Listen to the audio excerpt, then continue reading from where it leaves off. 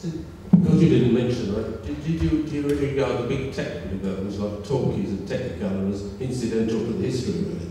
No, I mean, I think that the development of, well, I mean, there's quite a lot about all of that in there, but I think the jump from silent to talkies was a huge thing, and in some ways a backward step for filmmaking itself, in that it had reached such a stage of, you know, poetry, if you like, and René Clair, French filmmaker, talked about it being, you know, the greatest disaster that could have happened to the art of film. The fact that actually people were then bound again by dialogue.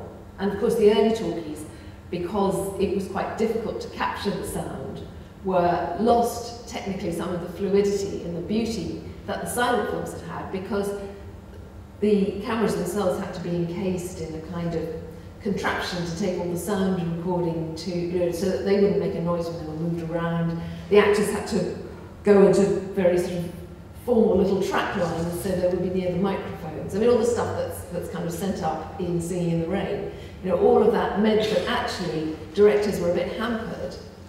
But on the other hand, obviously, then you got the great screwball comedies, and you got all the sort of dialogue, and you got, you know, fast-talking dames, and that comes later.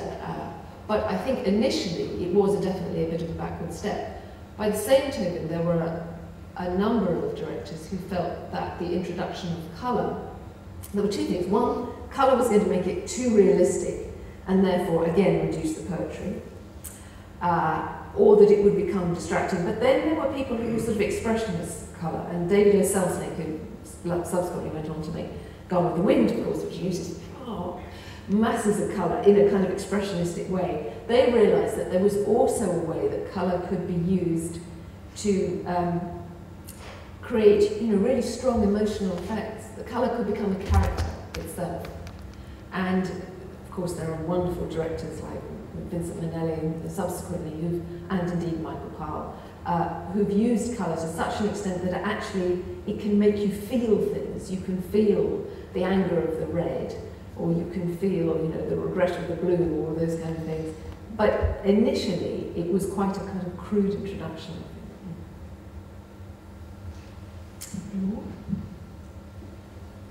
Terrified. I also understand.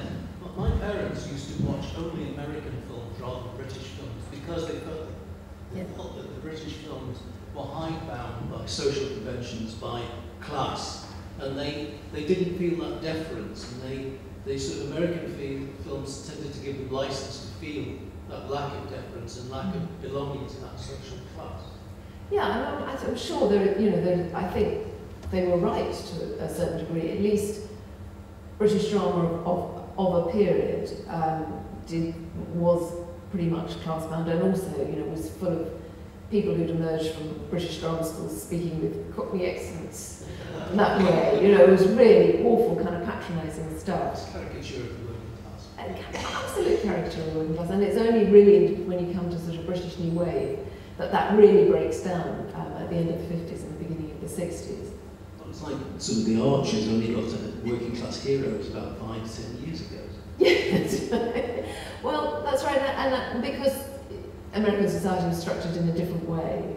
It had its own cliches and its own conventions, but they were different. And for us, I think probably they did seem, you know, it seemed refreshing that you didn't have those. But American film is always, it runs through with all kinds of, and then that's part of the stuff we talked about in there. It always has political subtext, and there are things that are being flagged up one way or another that we maybe don't immediately spot, but it's certainly, you know, James Stewart didn't seem to belong to a particular class, although Cary Grant usually did.